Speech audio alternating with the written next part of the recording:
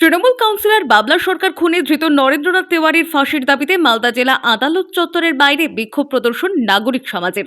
জানা যায়, মঙ্গলবার সকালে ইংলিশ বাজার পৌরসভার 22 নম্বর ওয়ার্ডের নাগরিক সমাজের পক্ষ থেকে মিছিল করে নেতাজি মোড় এলাকায় জমায়েত হন তারা। এরপর মালদা জেলা আদালতের গেটের বাইরে বিক্ষোভ প্রদর্শন করেন তারা। এদিন এই বিক্ষোভ প্রদর্শনের মধ্য দিয়ে বাবলা সরকার খুনে ধৃত নরেন্দ্রনাথ তেওয়ারির ফাঁসির দাবি তোলা হয়।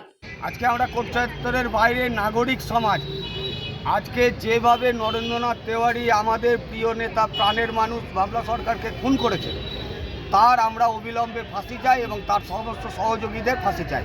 এবং যারা এখনও পর্যন্ত পালিয়ে বেড়াচ্ছে, প্রশাসনের কাছে অনুরোধ করব, প্রশাসন চেষ্টা করছে, আরও দ্রুততার সঙ্গে চেষ্টা করে তাদেরকে গ্রেপ্তার করুক এবং এই সাজা অবিলম্বে হোক এবং ফাঁসি চাই।